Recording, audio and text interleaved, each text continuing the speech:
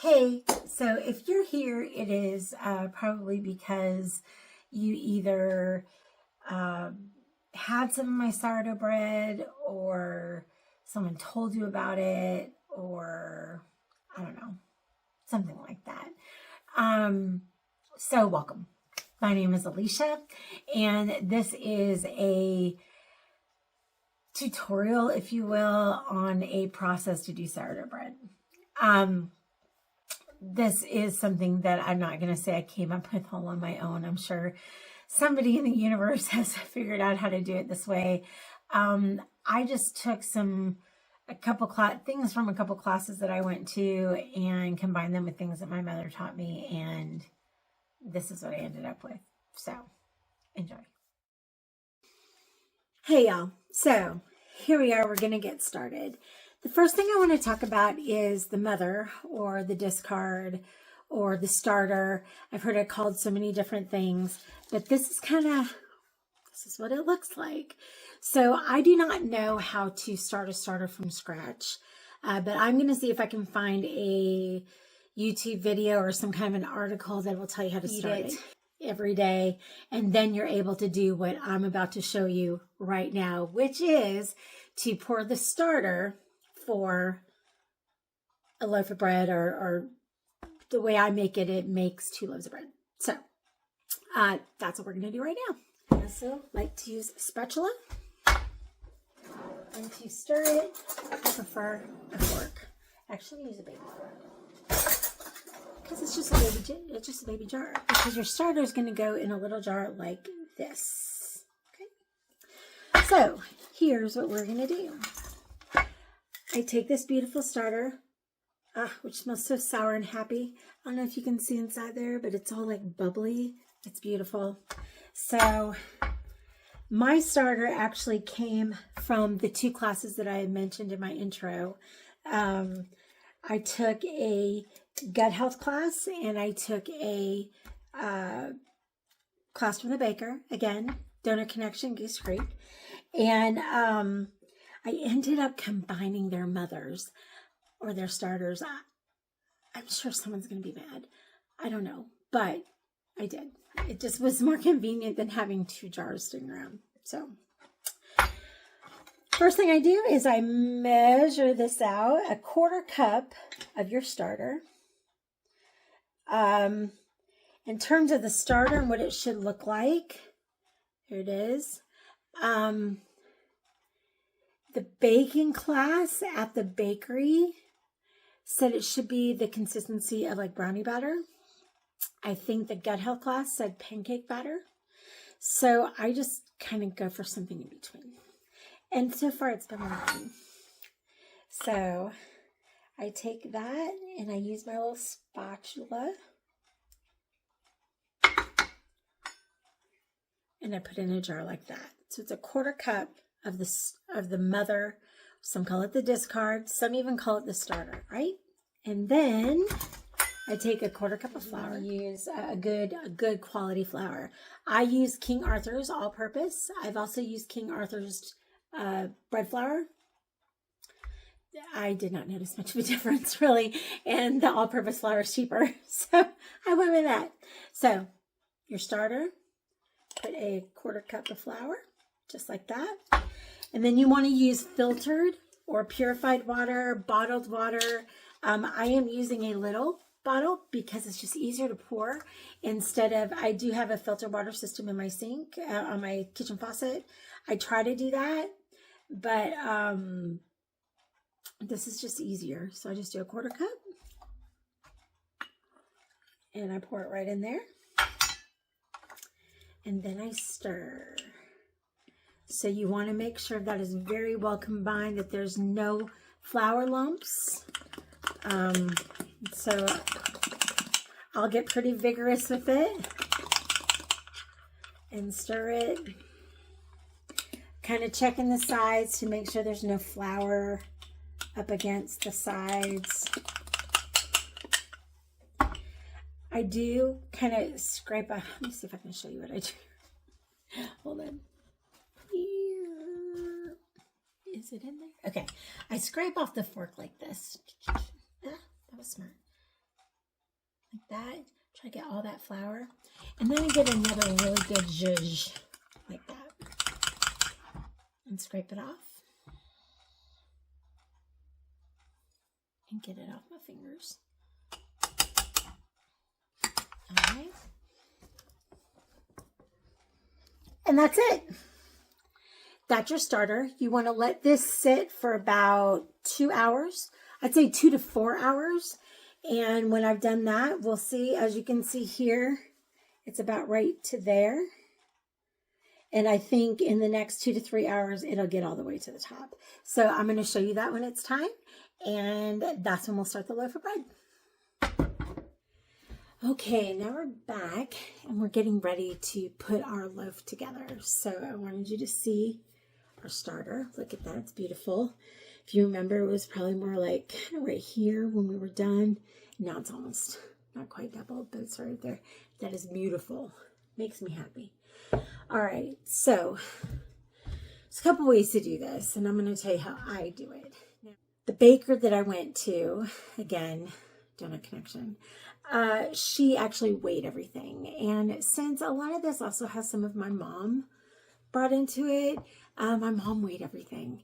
And so that is the method that I have adopted, is the weighing method. So what you're going to need is a food scale, a small measuring bowl, a bigger bread bowl. This is an 8-quart bowl with a lid.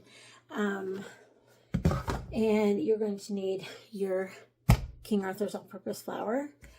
Some pink salt is what I like to use, but any salt will be fine. And your starter and water, the filtered water. So we start by measuring the dry ingredients first. So I will, I'm going to put my camera down so you can kind of see what I'm doing. Okay. So here's the scale, here's the bowl. Now you want to measure this in grams. Everything in grams, which is, if you're not used to grams, it takes a little getting used to because it is a little bit different than ounces. So dry ingredients. Go with the flour. 500 grams of flour is what you're going for here.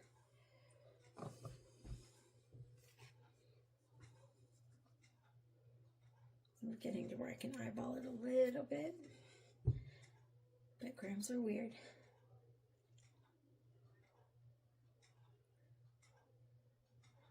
Okay, it's at 500. Now, for the salt, you can weigh this. I have done it with weighed salt.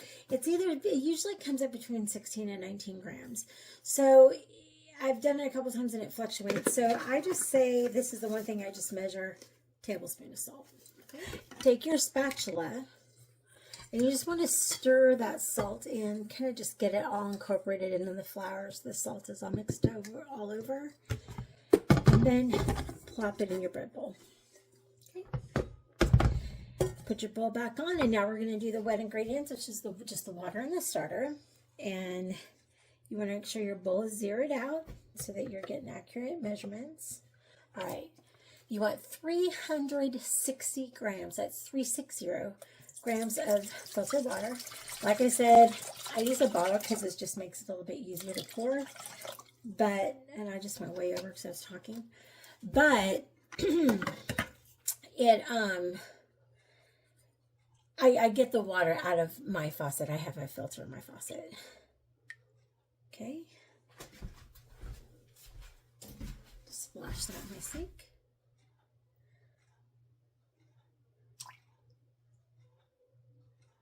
There we go, 360. All right. Now this is kind of important when you put the water in there and you measure the 360.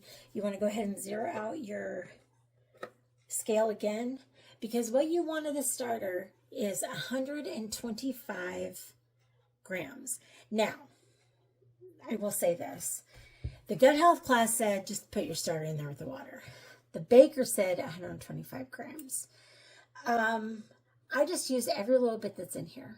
If it's not quite 125 grams, it is what it is. If it's more than 125 grams, I roll with that too. So, the important part about it is, see how it's floating in that water? You see that? That's what you want to see. You want that starter to be floating. That means that that fermentation and all of that feeding is doing its job. So, and I will say that I find that if I have a little less than the 125 grams, it's usually because I only let this this starter rest for 2 hours. I really do feel that 3 hours is my sweet spot. So I give this a good stir. Just want to stir that all up. Bring my bowl over so you can see it. And then I just dump that right in. I probably should have worn an apron. That's a true story of my life because I see them getting all over. All right, now from here, you want to give it a stir and see how liquidy it is. See how that water in there?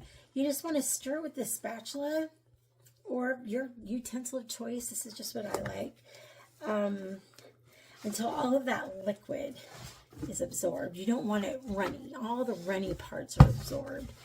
When you get to where the runny parts are absorbed, I mean, you still see some flour in there, but the runniest of it is absorbed. You grab one of these. Maybe it's the one you drop on the floor. I have a bunch of them. You grab one of these little scrapers, and you, first I get it off the spatula because I want all of that happiness right there. Okay. And then we kind of do this backwards for me, but you'll do it in front of you like this. You do it backwards for me so you can see what I'm doing. But this, you want to get all of this flour.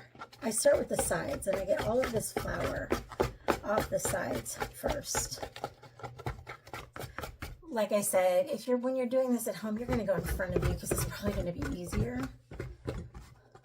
But I'm kind of doing it backwards just so y'all can kind of see what I'm doing. I got to figure out where to put the camera for some stuff, I think. So this is my first video. All right. Now, see how there's just still some flour kind of in there? What you want to do is kind of scoop this a little bit. Make sure you're getting off the sides. And you're just going to incorporate this till it's together. Getting right underneath it, getting all those dry. I don't know if you can see all that dry. You want to get underneath that. And get all those dry ingredients. You want all of that incorporated. So basically the sides of your bowl are going to be pretty clean. All right. Boop, boop, boop. Kind of put it to the middle like that. And it's very sticky, and that's as it should be. All right. And that is what they call the shaggy dough. So I'm going to take this. My bowl comes with a lid.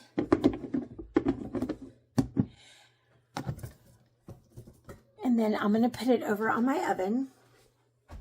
The oven's not a significant place. It's just that it's a warm place in my house. You want to put it in a relatively warmer place to let it rest for 1 hour. And then after 1 hour, we will come back and I will show you what to do next. Okay, so I have let this dough actually rest a little bit more than an hour, which kind of shows how forgiving this little process can be. I think I actually let it sit for more like an hour and a half. No big deal. Let me show you what I'm doing. And I want you to kind of see what the dough looks like too. So, here we go. And I got my trusty little scraper.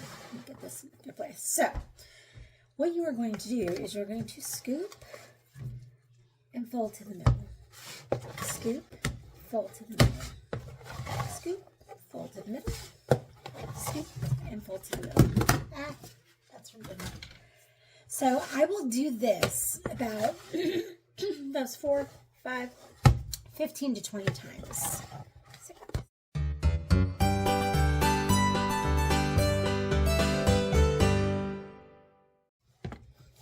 That was about 20, give or take. That was good. Then I do it, give it kind of a zhuzh to the middle, so it's in the middle. And I put the lid back on. And put it back over on my oven. Now, or on my stovetop. I will do this every half hour. until I've done it 3 times or 4 times. So this is 1 and half an hour. In a half an hour, I'll do 2, half an hour 3, half an hour 4, the 4th time. And then I'll show you what I do after the 4th time. But I will come back because I do kind of want you to see what the dough looks like in between each turn when you're letting it rest for 30 minutes, messing with it, letting it rest, messing with it, that kind of thing. So I will be back. Okay, so full transparency, it's actually been 45 minutes, not 30. Especially if you're watching that clock right there. You'll know what time it is. It's like a quarter after 8, 20 after 8. So I'm going to let you see what we've got going on here. This is going to be our 2nd turn. Got my handy little scraper. And I'm just going to go in, and you'll feel that it's kind of soft to begin with. 2. And then as you work it, it will start to get a little bit more resistant.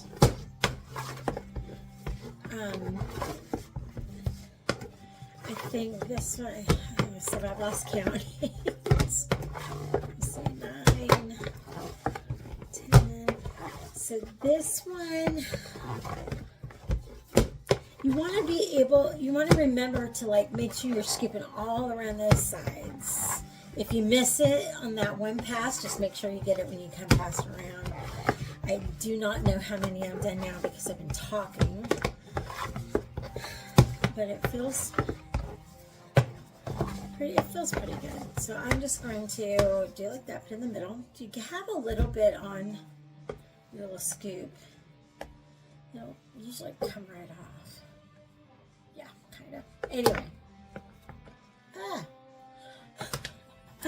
So I will take this and I'll put this back on my stove for 30 minutes and then I will come back and mess with it again. Okay, so it's been about a half an hour, and I actually did wait a half an hour this time, and it's so it's time for our 3rd turn. So 3rd turn. Okay, so let me put this down so you can see what I'm doing. Here we go with the scoop and fold.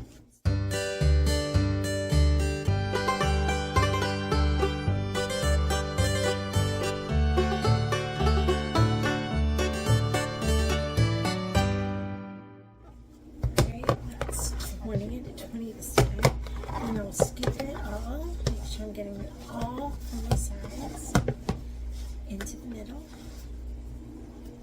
just like that. And then I will put the lid back on it and put it back up over on top of my stove top. And I've got one more turn.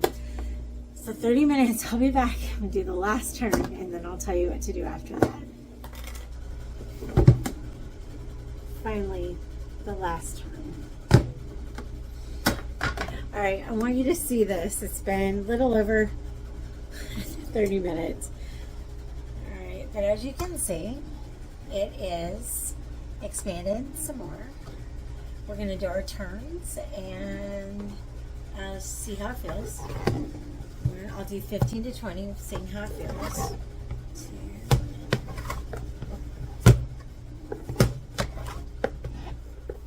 And you want to make sure you're really pushing it in. You're folding it and pushing it in.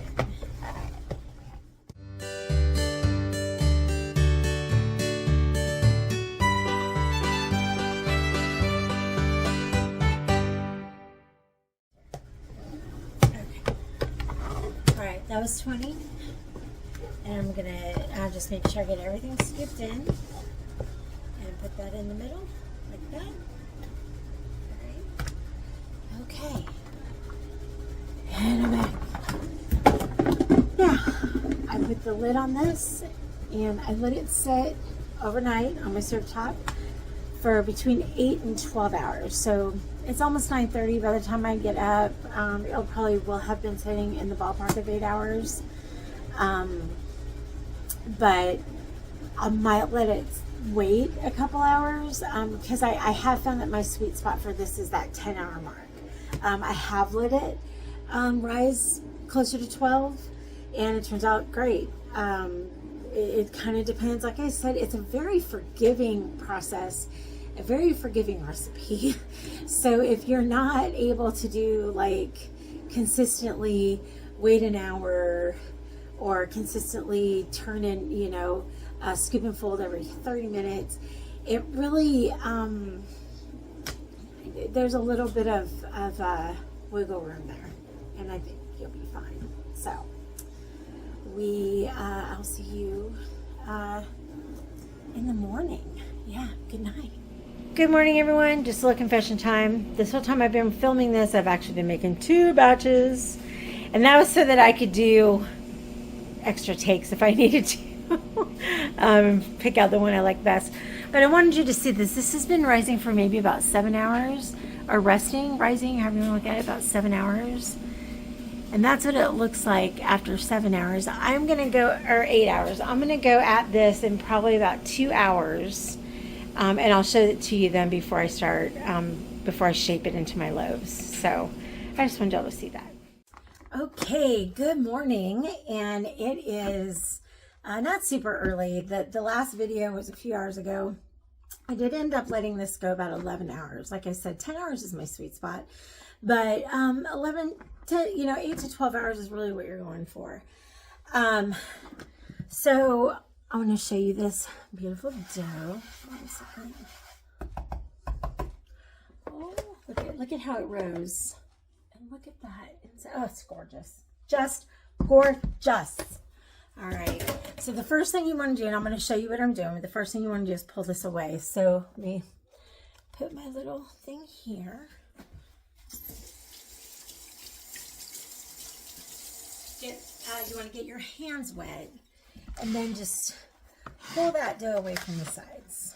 I'll try to go this way so you can see what I'm doing.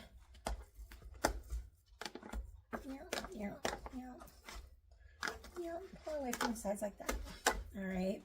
Now you've got your floured board here. You're just gonna put that over like that. All right. And this is actually oddly satisfying because you can see as it's starting to pull away, you can kind of help it a little with the whole gravity thing. Kind of see how it's pulling away. I don't know why that is oddly satisfying to me. Kind of clean bowl. All right, so normally I would just fold this a couple times, eyeball it, cut it in half, because I make 2 loaves out of this. So I would eyeball it, cut it in half, and just bake it, because if it's just for my husband and I don't care. But today I'm not going to do that. These loaves are going to act to specific people, because I don't want it in the house, because I'm trying not to eat bread right now. So I want them to be a little bit more uniform, a little bit like the same size. Okay, so like I said, I normally would not weigh this, but today I'm going to weigh it because I want the loaves to be uniform, as close to the same size as possible. So I am going to put, I've got a paper plate that I use for another loaf of bread. Actually, I'll use a clean one for this one. I just used it on another batch, but that's okay. We'll get a clean one for the sake of the video. How's that? Clean one. So I'm going to put that on my scale. And now this is how I do this dough. I pull it like this, and it is really sticky, and that's okay. Do not put more flour on it, okay? I get it like that, and then I take my scraper. If you don't have, I think it's called a bench knife. If you don't have one of these, for real, get you one, because it's amazing. I scoop up all of that dough. See how it lifted? And I put it on this plate, and I put a little bit more flour on the board. All right, take this off. What did I say for $4.91? Oh, let's see. All right. It'll be close anyway. $1.91. Okay. Wonderful. All right. So what I'm going to do is I am going to start out by eyeballing. Make sure that's zeroed out. I'm going to start out by eyeballing it to see if we're, how close I can get to the $4.91. And how close did I get? Not very. $4.39. All right. $4.81, which means we're close. $4.91. Oh, I'm getting good at this. All right. Then I take what's on my board, I scoop it up into my hands, and it is sticky, sticky, sticky, and that's okay. I fold it like a taco, and then I pinch that top together. Pick it up again. I fold it like a taco. And then I pinch the top. And then I usually do it one more time, 3 times. You can do this 2 times, 3 times, 4 times, whatever works for you. I think this just helps with the crumb. And I kind of put it like that so it looks like a little ball. And then I scoop it up and just plop it into my loaf pan, which you can't see. So I'll make sure that the other one you can see. A little bit more flour, just a little bit. And there we go. Scrape all of that off your plate. Like I said, this top part's an added step for that. All right, scoop it. Weighing is an added step. You don't have to do that. And if you don't want to make loaves, if you want to just pour all of this into a Dutch oven, I would just pick it up. I would still pick it up and pinch it because I just like that concept of the pinching. I think it helps with the crumb. But I just find loaves are easier to eat. You can eat them faster. You can cut it into sandwich bread if you really want to. You know, I just think it works better. Right. And again, if you don't have a bench scraper, for real, get one. They're not that expensive. I'll see if I can find a link. All right. And then I scoop it up. Here's my pan. And then I just plop it in there. Just like that. All right. Gorgeous. All right. Now, I will then take these and put them back on my stove. They're happy resting place. And I will cover them with a tea towel or a clean dish towel. Just cover them. And I will let these rise for 2 to 4 hours. 3 hours is usually my sweet spot. I'm going to see how they look at 2 hours and see if it's okay to, if they've risen enough. But I found that anything over 4 hours is too much. So I might do a little commentary at the end of this and kind of tell you what has worked for me and what hasn't. So I'm going to cover these up and I'll be back when I get ready to put them in the oven. Okay, y'all. Here's the bread. Woo. So that looks beautiful. Now, I will tell you that I do spray the tops with water. I don't know why that's a thing, but it is. And then I'm going to put it into this 450-degree oven for 30 minutes. Here we go. Oh my goodness. Hello, gorgeous. Are those not beautiful? So I do, while they're hot, I do, I spread a little olive oil on top.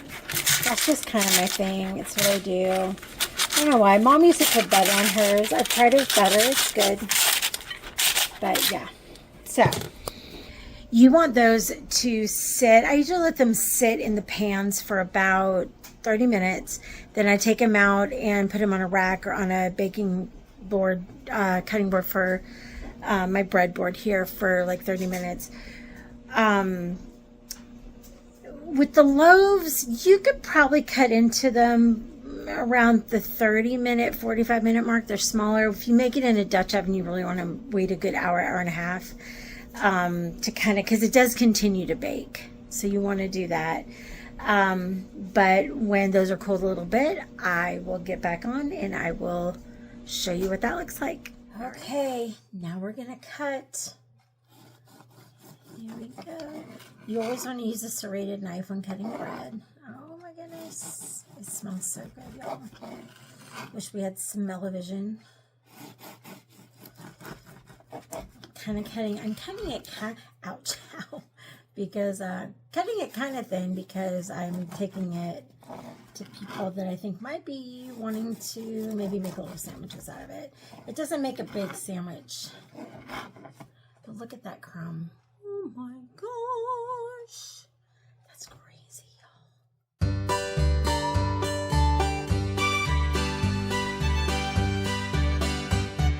In a paper bag, you want to store bread in a paper bag, a brown paper bag. That's what I got right here. Lunch bag works just fine. I did go on Amazon and found some, actual bread bags, all fancy, like bakery looking, with windows in them and little stickers that say handmade, that kind of thing. And you can totally do that. But I have found that this is just as easy. The heels are always a little bit more challenging. And always the best thing, I'm not eating this, because I'm taking this to a friend, but the heels are always the best part. All right, y'all. Okay, so you made it to the end. Awesome, congratulations. Hopefully you are baking bread like a pro. I am not a professional, but hopefully you saw how easy it can be, and it can be kind of fun and addicting. That's what it was for me. It also was a way for me to feel closer to my mother. My mom and my bonus dad passed away September of 21. So, and it's so hard. We all grieve in different ways, and this was really a way for me to feel truly closer to her. But I am usually a low-carb, ketovore, carnivore eater. And so all that bread, while it is good for your gut, in excess was not. So I am shelving the whole bread making process for a little while. Definitely cutting back. And all I had to do was put that starter, that mother or discard, in the refrigerator. So it'll just go in the fridge. So if you don't want to bake every day, or you're finding that you're not going to really want to do it like all the time, just put it in the fridge. All you have to do is bring it out, let it get to room temperature, and start the process. But it'll just go dormant in your fridge and it'll be fine. If you enjoyed this content, certainly like this particular video. I would say to subscribe, but I don't know what else I'm going to do. This is kind of all new to me, and I'm still trying to decide what kind of content I want to do. And this was definitely fun. I've enjoyed the process. And so who knows what's next? Anyway, y'all take care and God bless.